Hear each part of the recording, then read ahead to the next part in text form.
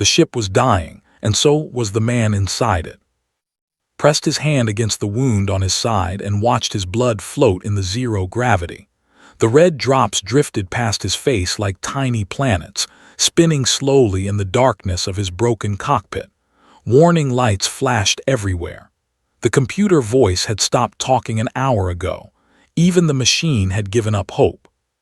He was 26 years old, a cargo trader from Earth who had made a terrible mistake. He had taken a shortcut through uncharted space to save fuel.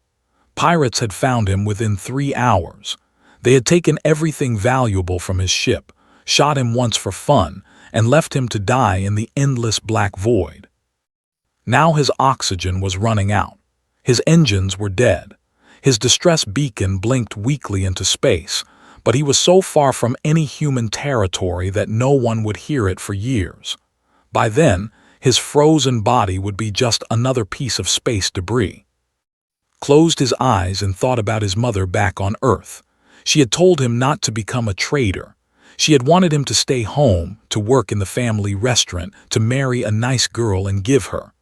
He had laughed and told her that the stars were calling him. Now the stars were watching him die. He did not know how long he drifted. Time became meaningless. He slept and woke and slept again. Each breath was harder than the last. The cold crept into his bones. He began to see things that were not there. His mother standing in the corner of the cockpit. His childhood dog floating beside him.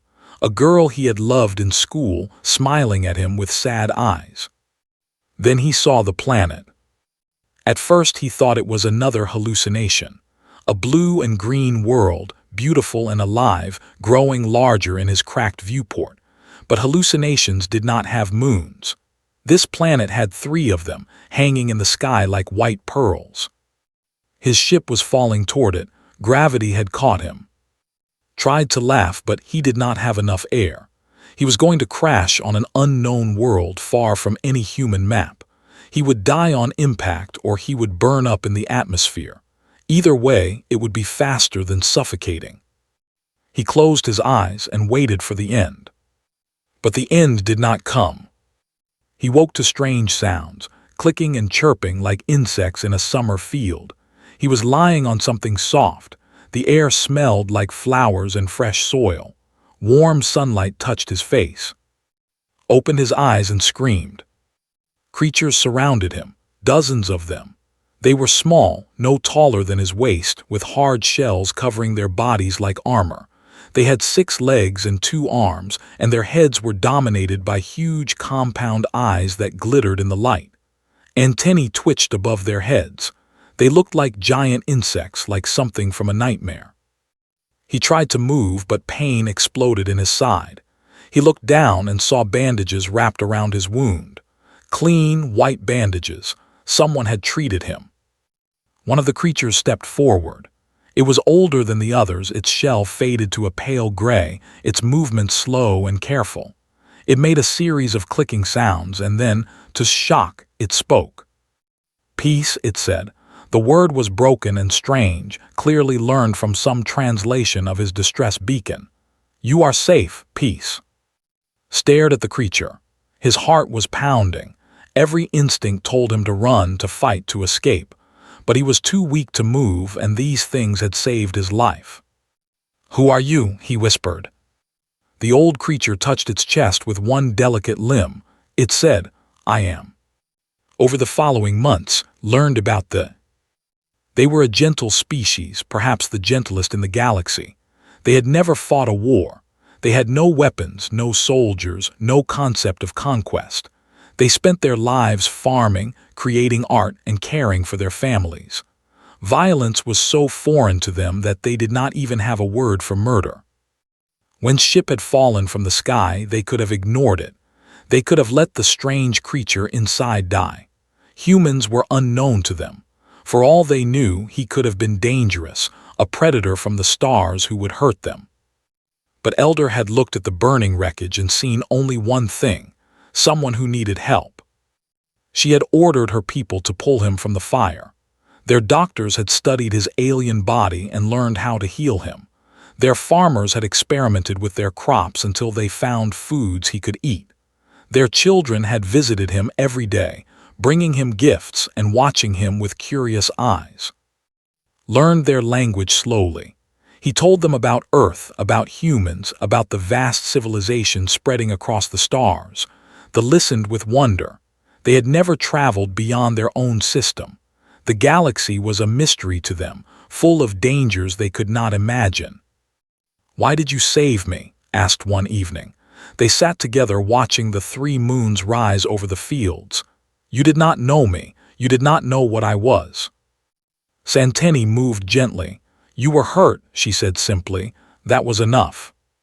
When his ship was repaired, when his body was healed, when the time came to leave, stood before the entire village. Hundreds had gathered to say goodbye to the strange visitor who had fallen from the sky. He knelt before Elder and took her small hand in his. "I will not forget this," he said. His voice was thick with emotion. "Humanity does not forget kindness. If you ever need help, send a message to the stars. We will come." Did not fully understand his words, but she saw the tears in his eyes, and she understood that he meant them. Ship rose into the sky and disappeared among the stars. They returned to their peaceful lives. They recorded the encounter in their history books and thought no more about it. They never expected to see a human again. 30 years passed like water flowing through gentle streams. They grew and prospered. Their population spread across 7 worlds, 12 billion souls living in harmony with nature and with each other. They built beautiful cities that blended into forests and fields. They created music that made listeners weep with joy. They wrote poetry about the stars they had never visited and the wonders they imagined beyond their small corner of the galaxy. Elder grew old. Her shell turned from gray to almost white. Her movements became slow and she needed help to walk.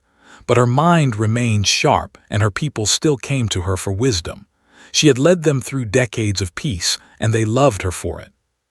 Sometimes, late at night, she would look up at the stars and think about the human who had fallen from the sky so long ago. She wondered if he was still alive somewhere out there. She wondered if he ever thought about the small creatures who had saved him. She never imagined that her people would need saving too. The first sign of danger came on a quiet morning. Astronomers detected strange objects at the edge of their star system. The objects were moving too fast and too purposefully to be natural. They were ships. At first, they felt excitement. Perhaps these were explorers, scientists, travelers who wanted to learn about them. Perhaps they could finally make contact with the wider galaxy. They prepared welcoming messages and gifts. Then the ships came close enough to see clearly. There were 400 of them, massive warships covered in weapons and armor. They moved in perfect formation, blocking out the stars like a wall of iron. They did not respond to the welcoming messages. They did not acknowledge the gifts. They simply surrounded the planet and waited. High Commander of the Dominion looked at the blue and green world below him and felt satisfaction. The reptilian warlord had conquered 17 species in his career. He had burned cities, enslaved populations, and crushed every enemy who dared to resist. His scales were decorated with marks of victory, each one representing a world that had fallen to his fleet. That would be his easiest conquest yet. His message was broadcast across every frequency, translated into the language by his ship's computers. "People of this world, I am High Commander of the Dominion. Your star system now belongs to us. You have 72 hours to surrender unconditionally. If you refuse, we will destroy your cities one by one until nothing remains. This is not a negotiation. This is your only warning." On the surface, panic spread like fire through dry grass, ran through the streets, crying and holding their children. They had never faced violence. They had never imagined that anyone would want to hurt them. Their world, their peaceful, beautiful world, was about to be destroyed by monsters from the stars. Elder called an emergency meeting of the Harvest Council. Leaders from all 7 colony worlds joined through communication screens. their faces filled with terror. "What do we do?" asked one of them, a young leader named. "We have no weapons, we have no soldiers. How can we fight?" "We cannot fight," said another. "We must surrender, perhaps they will show mercy." "The show no mercy," said quietly. Everyone fell silent to listen to her. "I have heard stories from travelers who passed through our system long ago. The Dominion takes what it wants and destroys what it does not need. If we surrender, they will take our resources and enslave our people. Our children will work in their mines until they die." "Then we are lost," said. Tears ran down his face. "There is no hope." Was silent for a long moment. Her old eyes stared at nothing, and her antennae moved slowly as she thought. Then suddenly she raised her head. "There may be one hope," she said. "A small one, a foolish one, but it is all we have." She told them about the human, about the wounded stranger who had fallen from the sky 30 years ago, about his promise before he left, about the words she had never forgotten. Humanity does not forget kindness. "We do not even know if he is still alive," said doubtfully. "We do not know if humans received our message. We do not know if they will care about us." "We know nothing," agreed, "but we have nothing else." That night, they pointed their most powerful communication array at the distant stars. They broadcast a message in every direction, hopping against hope that someone would hear it. The message was simple. It contained the coordinates of their world and a recording of a human voice from 30 years ago, a young man saying thank you in broken. And after that recording, a single plea. "If any human hears this, we once saved one of your kind. His name was. He promised that humanity does not forget kindness. Please, we beg you, help us." The message flew into the void at the speed of light, a tiny whisper in an infinite universe. Above the planet, the warships waited. 72 hours began to count down. Elder stood at her window and watched the stars. Somewhere out there, beyond distances she could not imagine, humans lived and worked and dreamed. Did they remember the trader who had crashed on her world? Did they remember his promise? She was old. She had seen many things. She knew that hope was often just a word people used to comfort themselves before the end. But she also remembered the look in his eyes when he made his promise. She remembered the tears on his face. She remembered how he had knelt before her, a creature so much larger than herself, and spoken with such emotion in his voice. Humans, she had learned, were strange beings. They could be violent and dangerous, but they could also be kind and loyal. They remembered their friends and they remembered their debts. Perhaps, just perhaps, they would remember The hours passed. The fleet remained motionless in the sky. They waited and prayed and held their loved ones close. And somewhere in the distant stars, a message was traveling through the darkness, carrying with it the last hope of a peaceful people. Lieutenant Commander was bored. Patrol duty on the Galactic Rim was the most boring job in the United Earth Navy. Nothing ever happened out here.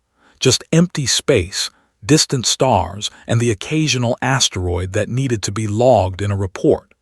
She had been doing this for 3 months, and she was starting to dream about paperwork. She sat in her command chair on the bridge of the patrol ship Dawn Chaser, drinking cold coffee and watching the stars drift past. Her crew moved quietly around her, equally bored, equally tired of the endless nothing. Then her communications officer sat up straight. "Commander," said Ensign Jinnah, a young woman with sharp eyes and quick fingers, "I am picking up something strange." "Strange how?" asked without much interest. "Probably another piece of space junk sending out random signals." "It is a distress signal, but the format is alien, unknown species." Jinnah paused, her brow furrowed. "Wait, there is something else embedded in the signal, a human voice." Now was interested. She put down her coffee and walked over to the communication station. "Play it." The speakers crackled, and then a voice filled the bridge. A young man speaking broken alien words, clearly struggling with the pronunciation. And then in Korean, 2 simple words, "Thank you." "What is this?" asked. "The signal is coming from very far away," Jinnah said. "Sector 7G near space, but this voice signature, it is old, decades old." "Can you identify it?" Jinnah's fingers flew across her console, running it through the database now.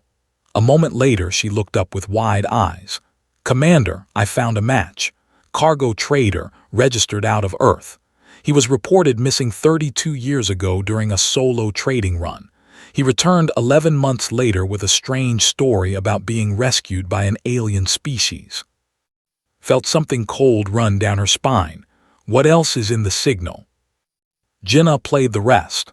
An alien voice, clicking and chirping, speaking words that the computer slowly translated. The message was a plea for help. It mentioned by name. It said that his people had saved him 30 years ago. It begged for humanity to return the favor.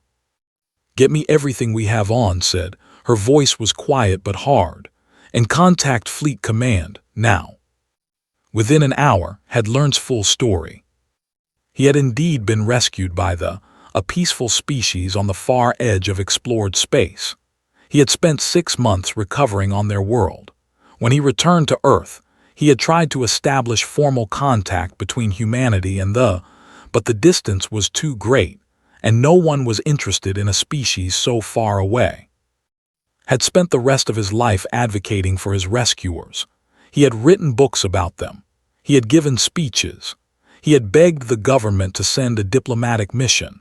But the galaxy was large, and humanity had other concerns, and gradually people forgot about the strange trader and his insect friends.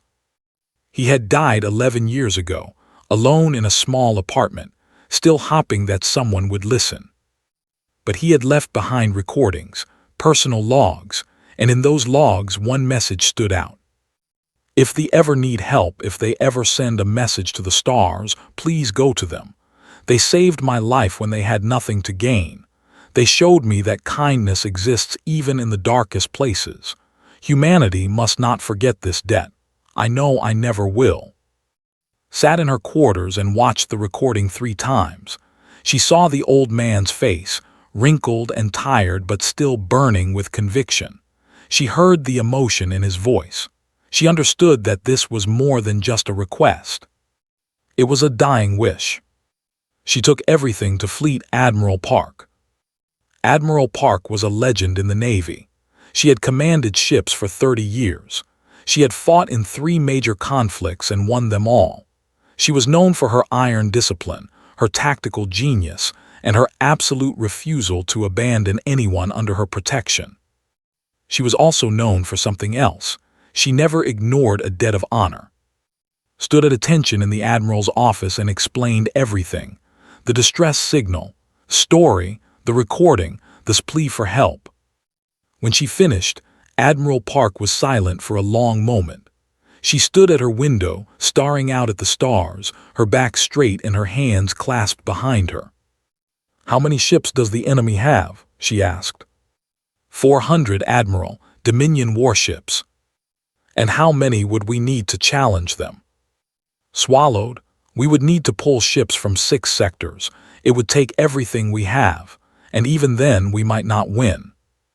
Park turned to face her. Her eyes were hard as stone. "Contact the 2nd, 4th, and 7th fleets. Tell them to mobilize immediately. Send messages to every allied species who owes us a favor. We are going to the system." Admiral said carefully, "This could start a war with the Dominion." "I know. They are not our allies. We have never even made formal contact with them." "I know. Then why?" Admiral Park walked to her desk and picked up a small photograph. It showed a young woman in a naval uniform, smiling at the camera. Did not know who it was. "When I was 20 years old," Park said quietly, "my ship was destroyed in battle. I drifted in an escape pod for 6 days with no food, no water, and almost no air. A civilian transport found me by accident. They were not military. They had no reason to risk their lives for a stranger, but they did. They saved me." She put the photograph down. "I have never forgotten that. I will never forget it." she looked at with eyes that burned with cold fire. 30 years ago, they saved a human who had nothing to offer them. They fed him, healed him, and sent him home. They asked for nothing in return. Now they are in danger and they have called for our help. She straightened her uniform. If we ignore that call, then we are not worthy of being called human. Mobilize the fleet, Commander. We have a debt to pay. High Commander was pleased with himself. He stood on the bridge of his flagship, the Iron Claw, and watched the countdown timer. 40 hours remained until the deadline expired. Soon, he would give the order to begin the bombardment. Soon, another world would fall to the Dominion. They had not even tried to resist. No weapons, no soldiers, no allies. Just 12 billion helpless creatures waiting to be conquered. It was almost too easy. Preferred a challenge, but easy victories still counted toward his record. His second officer, a reptilian named Thrax, approached with a report. High Commander, we have detected unusual activity at the edge of the system. What kind of activity? Unknown. Our sensors are showing strange energy readings near the outer planets. It could be nothing, perhaps a cosmic storm. Waved his clawed hand dismissively. Keep monitoring it. It is probably just background noise. But it was not background noise. The energy readings grew stronger over the next few hours. Thrax reported them again and again, each time more concerned than before. Something was happening at the edge of the system, something big. Then the first ship appeared. It emerged from hyperspace in a flash of light, a human dreadnought 3 kilometers long, bristling with weapons, stared at his screen in confusion. What was a human ship doing here? The humans had no territory within 100 light years of this system. Then another ship appeared, and another, and another. They kept coming. Dreadnoughts and cruisers and destroyers and carriers. They poured out of hyperspace like water from a broken dam, filling the darkness with running lights and engine flares. The sensor screens could not keep up with the numbers. High Commander, Thrax said, his voice trembling, I am counting over 200 human warships. That is impossible, snarled. The humans could not have mobilized that many ships so quickly. But the impossible was happening right before his eyes. And the humans were not alone. Behind the human fleet came other ships. The angular warships of the Confederacy, gray and deadly, famous for their powerful shields. The massive bulk carriers of the Republic, slow but heavily armored, carrying thousands of fighters in their bays.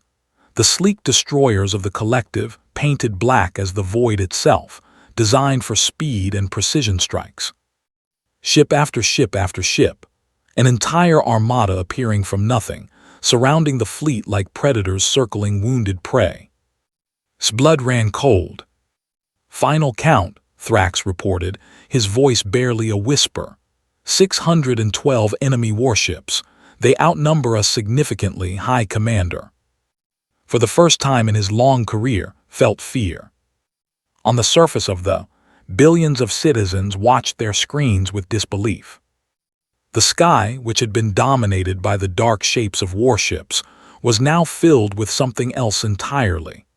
New ships were arriving constantly, taking positions around the planet, forming a protective wall between thee and their enemies. Elder stood in the central square of her city, surrounded by thousands of her people. They watched together as the human fleet arranged itself in perfect formation. Children pointed at the sky and asked their parents what was happening. Adults wept openly, unable to believe what they were seeing. Then a voice came through every speaker on the planet. This is Fleet Admiral Park of the United Earth Navy. The voice was calm and steady, speaking words that had been carefully translated. But underneath the calm, there was steel. There was power. There was the promise of violence against anyone who threatened the innocent. The people are under our protection. To the Dominion, you have 1 hour to withdraw from this system. There will be no negotiation. There will be no second warning. Leave now or we will destroy you. The message ended. Silence fell over the cities. Then slowly a sound began to build. It started as a whisper and grew into a roar. Millions of voices crying out in joy and relief. They hugged each other and danced in the streets and sang songs of thanksgiving. Their prayers had been answered. The humans had come. Elder fell to her knees. Tears streamed from her compound eyes, running down her aged face and dripping onto the ground. Around her, her people celebrated, but she could not move. The weight of emotion was too great. 30 years ago, she had ordered her people to save a dying stranger. She had not thought about rewards or future benefits. She had simply seen someone who needed help. Now that stranger's people had crossed the galaxy to save her world. On the Iron Claw, High Commander struggled to understand what was happening. Why, he demanded, why would the humans risk war for these insects? What do they gain? No one could answer him. He tried to contact the human fleet to demand an explanation, to threaten them with the full power of the Dominion. But Admiral Park refused to speak with him. Her only message was the one she had already sent: leave in 1 hour or be destroyed. Was a warrior. He had never retreated from a battle.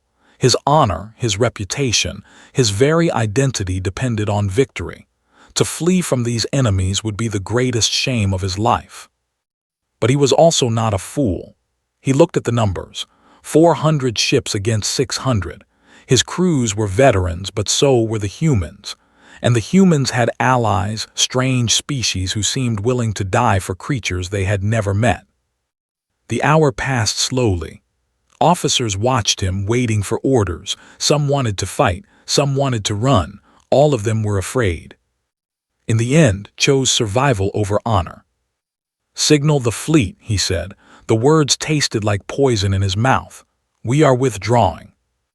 As the warships turned and fled into hyperspace, the planet erupted in celebration. The nightmare was over. They were saved. And in the command center of her flagship, Admiral Park allowed herself a small smile. The debt was almost paid. The fleet disappeared into the darkness between stars, leaving nothing behind but empty space and broken pride. High Commander would spend the rest of his life trying to understand what had happened. He would tell the story to anyone who would listen, always asking the same question: why would the humans sacrifice so much for a species they barely knew?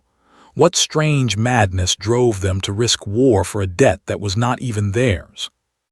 He would never find an answer that satisfied him. The concept was too alien to his warrior mind.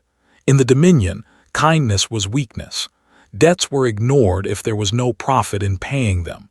The idea that someone would cross the galaxy to help strangers simply because those strangers had once helped one of their own. It made no sense. But to the humans, it made perfect sense. Admiral Park stood on the bridge of her flagship and watched the last ship vanish into hyperspace. Around her, officers cheered and embraced each other. They had won without firing a single shot. They had saved an entire civilization through nothing but the weight of their presence. "Signal all ships," Park said. "The enemy has withdrawn. Begin landing operations. I want a diplomatic team on the surface within the hour." The shuttle descended through the atmosphere of the, carrying Admiral Park and her senior officers. Through the windows, they could see the beauty of this world: green forests and blue oceans, cities that blended into the landscape like they had grown there naturally, and everywhere, the small figures of citizens looking up at the sky. The shuttle landed in the central square of the capital city. A crowd had gathered there, millions of packed together, waiting in hopeful silence. When the shuttle doors opened, every compound eye turned toward them. Admiral Park stepped out first. She wore her dress uniform, every medal and ribbon in place, her posture perfect. Behind her came Lieutenant Commander and a dozen other officers, all standing at attention. The crowd parted, and Elder walked slowly forward. She was ancient now, her shell almost pure white, her movements careful and deliberate. 2 younger walked beside her, helping her stay upright. But her eyes were clear. and when she saw the human woman standing before her, those eyes filled with tears. Park walked to meet her. The Admiral towered over the small alien, but when she reached, she did something that shocked every officer watching. She knelt. Fleet Admiral Park, hero of 3 wars, commander of the greatest armada ever assembled, knelt before an alien elder on an alien world. She took small hands in her own and held them gently. "Elder," she said.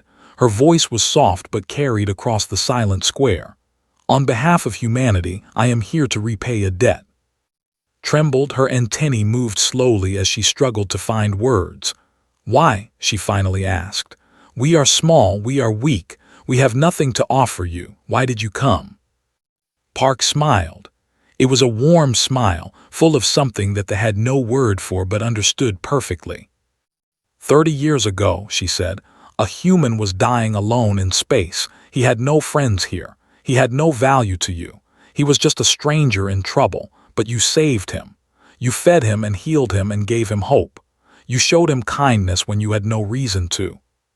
She squeezed hands gently. "Where I come from, we have a saying, a debt of kindness must always be repaid. Promised you that humanity would not forget. He spent his whole life trying to honor that promise. He died before he could see it fulfilled." Park's voice wavered slightly. "But we heard your call. We remembered, and we came." Was crying openly now. "He was a good man," she whispered. "I think of him often. I am glad to know that his people are good too." Park stood and helped to her feet. Around them, the crowd began to move closer, their fear replaced by wonder and gratitude. Children reached out to touch the human officers, curious about these strange, tall beings who had come to save them. "I have a message from," Park said.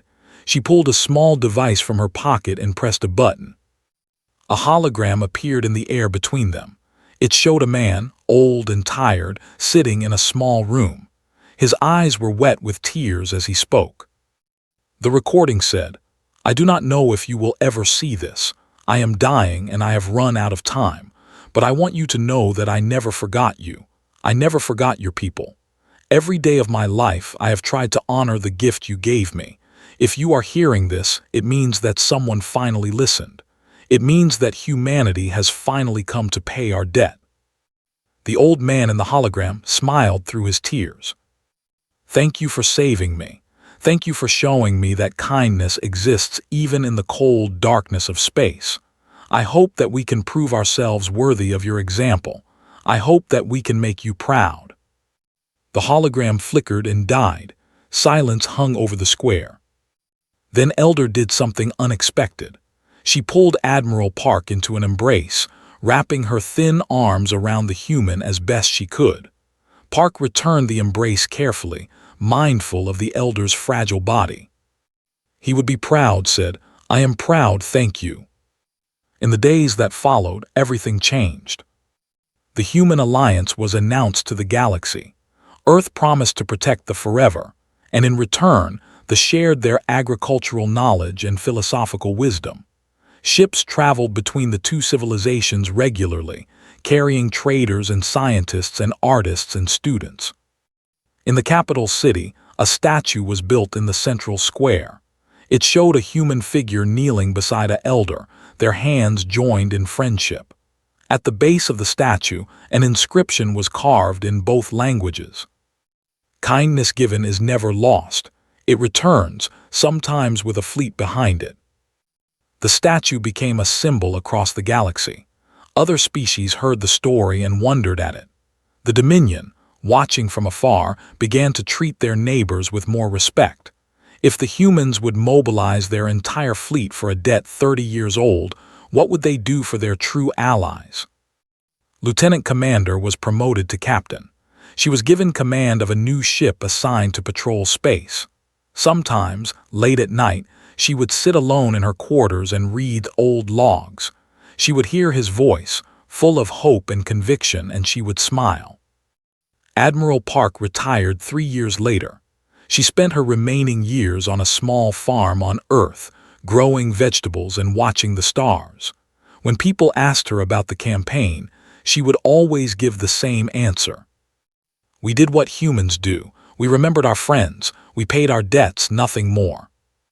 An elder, surrounded by her great, would tell the story of the wounded stranger who fell from the sky. She would describe his fear and his pain and his gradual understanding that he was safe. She would describe his tears when he left and his promise to never forget. The humans are strange creatures, she would say. They are violent and emotional and sometimes frightening, but they are also loyal beyond reason. If you show them kindness, they will remember it forever, and if you ever need them, they will come. She would look up at the stars, where human ships now patrolled, keeping her people safe. They will always come,